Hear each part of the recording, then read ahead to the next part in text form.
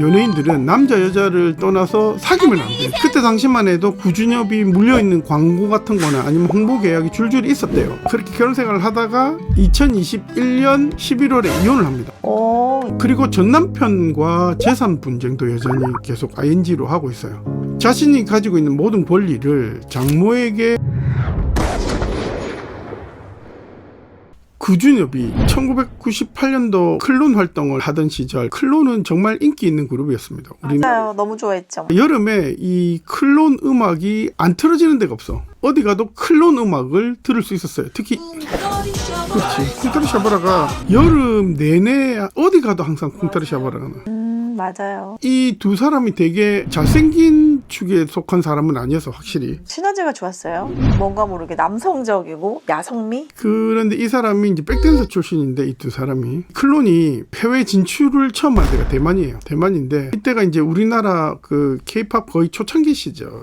그렇죠. 네, 거의 1세대, 진짜 말 그대로 0.1세대 같은 그런 느낌인데, 그때 대만에 되게 유명한 배우가 있었는데 쉬시위안이라고 합니다. 쉬시위안, 우리말로 하면 이제 서희원. 그래서 이제 클론이 대만에서 대박을 터뜨렸단 말이야. 근데 누가 봐도 강원래는 되게 잘생겼다의 그런 느낌은 아니었잖아. 그렇죠. 물론 이제 구준엽은 이제 멋있다.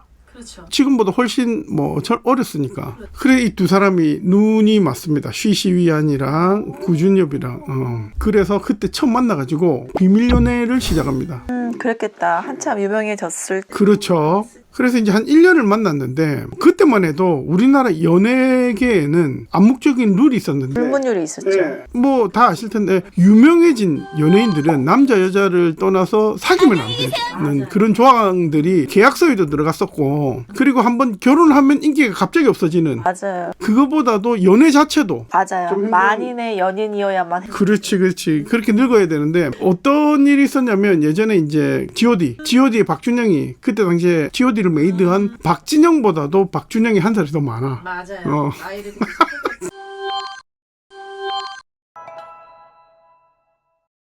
34살 땐가 언론하고 인터뷰를 하는데, 내 나이가 30이 넘었는데 여자를 못 만나는 게 말이 되냐. 나 32살이에요. 오케이?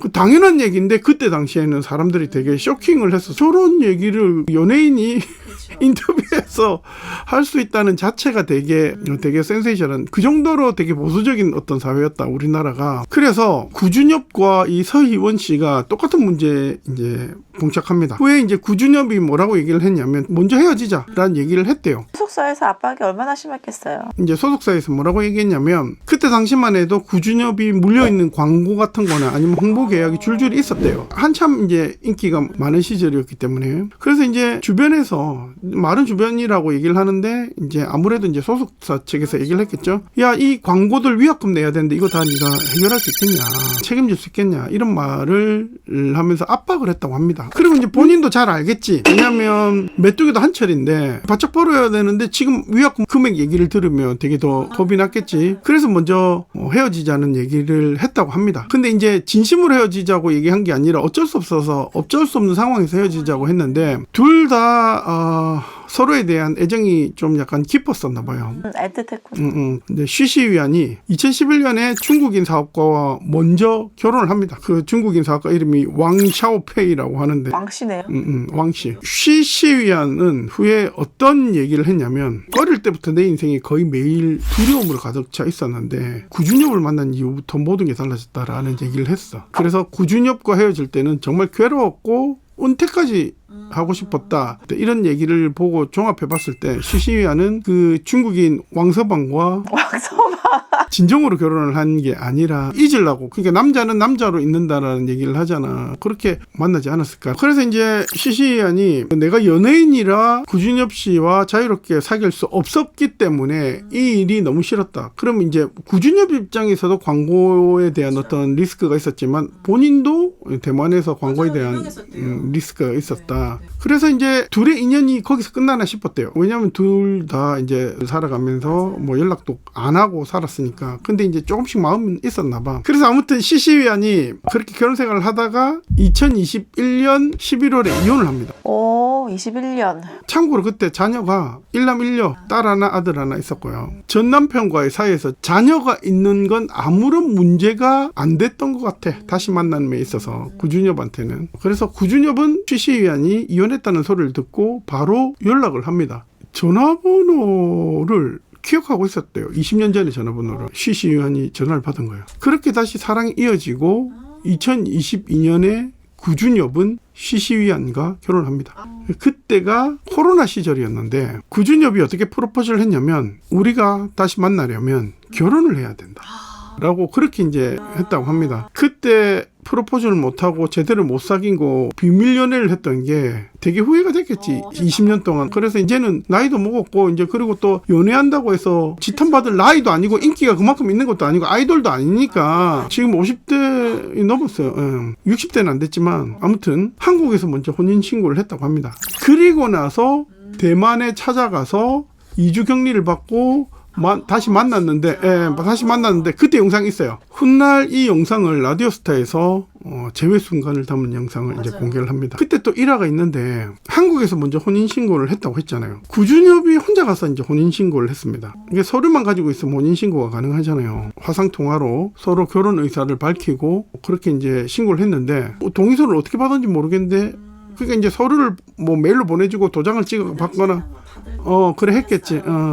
아무튼 그래서 이제 구준엽이 청혼을 하면서 반지를 줘야 되잖아. 근데 반지를 줄 수 없잖아. 그때 이거 뭐라고 해야 되는지 모르겠어. 서로의 그 약지에다가 실반지 문양을 이제 문신을 했다고 합니다. 서로 당장 만날 수 없으니까. 그래서 이제 그때 구준엽이 뭐라고 얘기를 했냐면 제가 만일 죽을 때 인생에서 가장 기억에 남는 순간이 있다면 시시 위안을 다시 만난 그 순간일 거다라고 얘기를 했다고 합니다. 그렇게 이제 애틋하게 만나가지고 다시 만나가지고 진짜 이건 뭐 무슨 영화 같은 사랑이죠.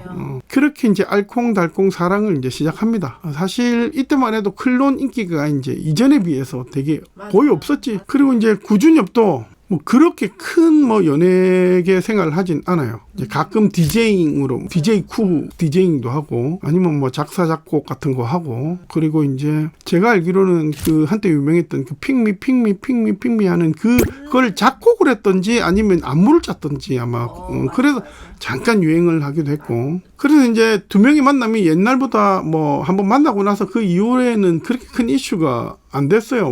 왜냐면 그때 뭐 이후에 뭐 되게 큰 이슈들이 우리나라에 되게 많았었으니까 지나간 연예인들에 대한 뭐 연애를 금방 또 잊혀지잖아. 그렇지. 새로운 또 이슈들이 나오니까. 그래서 이제 3년 동안 행복한 시절을 보내고 나서 이 부부가 이제 일본 여행을 갑니다. 이제 결혼 기념일 즈음해서 거기서 시시 위안이 생각지도 못한 폐렴이 걸려서 세상을 갑작스럽게 맞아요. 너무 끔찍해요. 어떡해.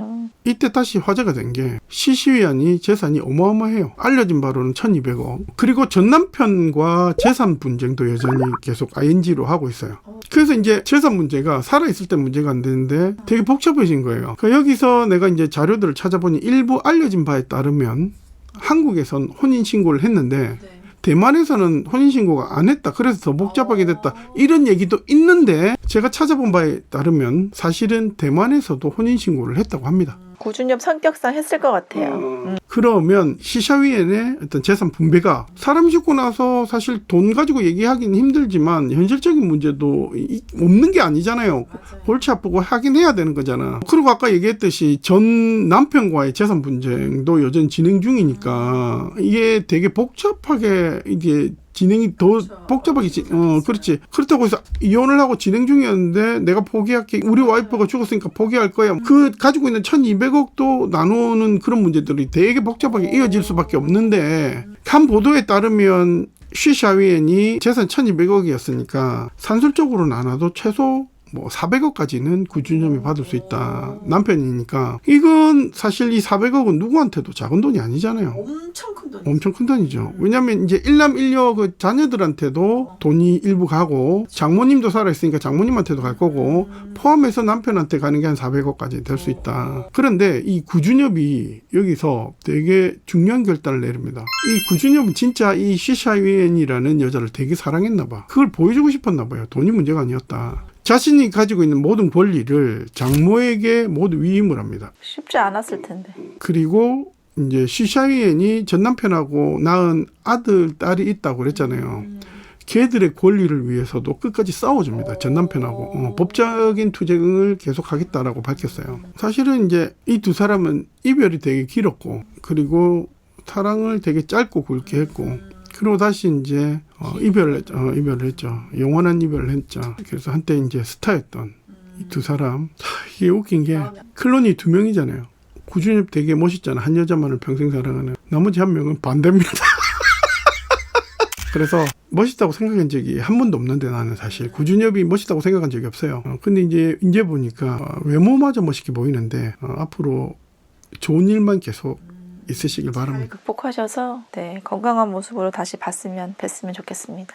우리도 그런 사랑을 한번 합시다. 긴 영상 봐주셔서 감사합니다.